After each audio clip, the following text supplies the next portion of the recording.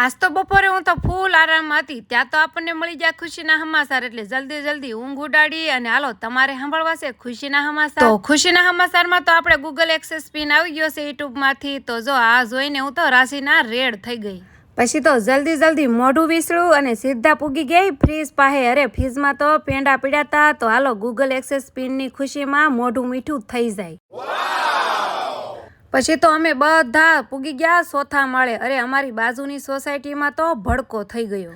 હવે આમાં આપણાથી તો કાંઈ ન થાય, પણ એટલી જ દુઆ છે કે માનહાનિ ન થાય.